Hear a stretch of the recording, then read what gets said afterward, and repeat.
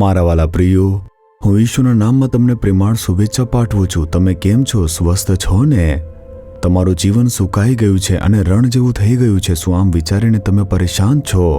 ઘણા લોકો આવું જ વિચારે છે કે મારું જીવન તે સુકાઈ ગયું છે, મારું જીવન તે એકદમ રણ જેવું બની ગયું છે, મારા જીવનમાં હવે કશું પણ સારું રહ્યું નથી, મારા બાળકનું જીવન વેરાન થઈ ગયું છે. એવા લોકો છે જે આવી રીતે દુઃખ સહન કરે છે. પરમેશ્વર આજે એક વચન આપી રહ્યા છે. યશાયા તેના 35 અધ્યાયની 1 કલમ. અરણ્ય તથા સૂકી ભૂમિ હરખાશે, વન આનંદ કરશે ને ગુલાબની જેમ ખીલશે. અરણ્ય હરખાશે. શું તમને લાગે છે કે અરણ્યમાંથી કંઈ નીકળશે? એ પ્રભુ છે જે અરણ્યને હરખાવે છે. આ શહેરને તમે જુઓ. અમેરિકા દેશની અંદર નિવેદ નામનું એક રાજ્ય છે અને તેમાં લાસ વેગસ નામનું એક શહેર છે. જ્યારે મેં પૂછ્યું કે આ શહેર તે કેવી રીતે વિકસિત થયું, તેઓએ કહ્યું કે એક સમયે અહીં જે ગેમ્બલિંગ થાય છે, ગેમ્બલિંગ જુગાર રમાય છે, તે મશીનનું જુગાર રમાય છે. તેમની પાસે આવી ઘણી બધી મશીનો છે અને આવી મશીનો એરપોર્ટ ઉપર અને દરેક જગ્યાએ રાખવામાં આવી છે. લોકો અહીં તેના માટે જ આવે છે. એકવાર જ્યારે તેઓએ આ મશીનો મોટા શહેરોમાં રાખ્યા હતા જ્યાં લોકો રહેતા હતા, તેઓએ વિરોધ કર્યો. તેઓએ કહ્યું કે જુગારીઓ સમાજ માટે તે દુષ્ટ બની જતા હોય છે અને બધા તે જુગારના વ્યસની થઈ જાય છે. એવી રીતે વિરોધ કર્યો અને તેઓને ભગાડી મૂક્યા હતા. પરંતુ જે જુગારના ગેંગ હતા, મોટા ગેંગ, તેમણે તેમનું બધું સામાન ટ્રકમાં ભરીને બીજા શહેરમાં જતા રહ્યા. ત્યાં ફરીથી લોકોએ વિરોધ કર્યો, કહ્યું કે ન આવો. લોકોએ તેમને જ્યાં લોકો રહે છે ત્યાં જવા દીધા નહીં. તેથી તેમને એક રણ મળ્યું જ્યાં કોઈ રહેતું નથી અને તે જે આખી જગ્યા રણ હતી. તમે ત્યાં ઘણા બધા લીલા વૃક્ષો પણ જોઈ શકતા નથી. અહીં દૂર દૂર સુધી રણ જ દેખાય છે અને વૃક્ષો થોડીક જ જગ્યાએ તમે જોઈ શકો છો. તેઓએ રહેણાંક વિસ્તારની બહાર આ જગ્યાને શોધી કાઢી અને અહીં એક શહેર બનાવી નાખ્યું, તેને સ્થાપિત કર્યું.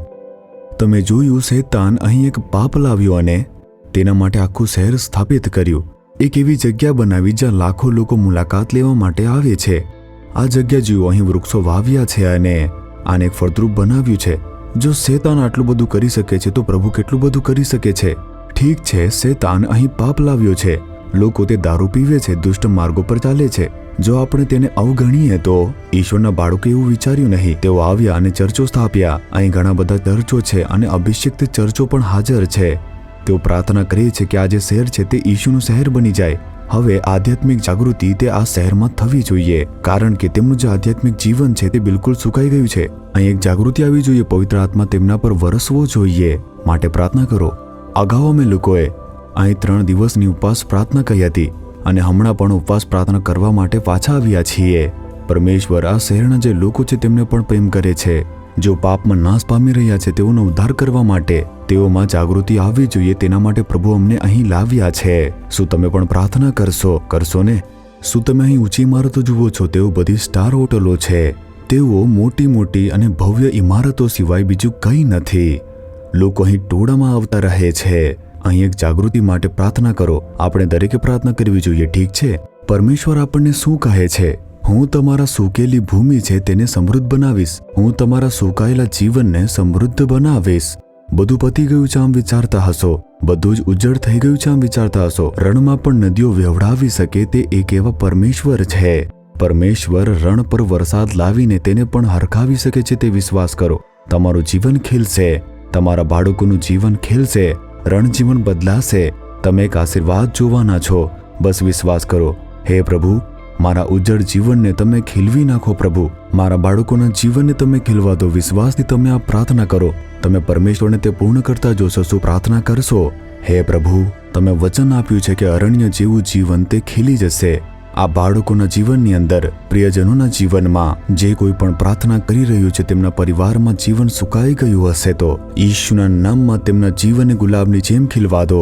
પવિત્ર આત્માનો વરસાદ તેમના જીવનમાં વરસવા દો. આધ્યાત્મિક પરિવર્તન આવવા દો. સમૃદ્ધિ આવવા દો. હું ઈશ્વરના નામમાં પ્રાર્થના કરું છું. Amen, amen. Jesus redeems Gujarati YouTube ચેનલને સબસ્ક્રાઇબ કરો. દરેક નવા કાર્યક્રમની માહિતી મેળવવા માટે બેલ આઇકન પર ક્લિક કરો.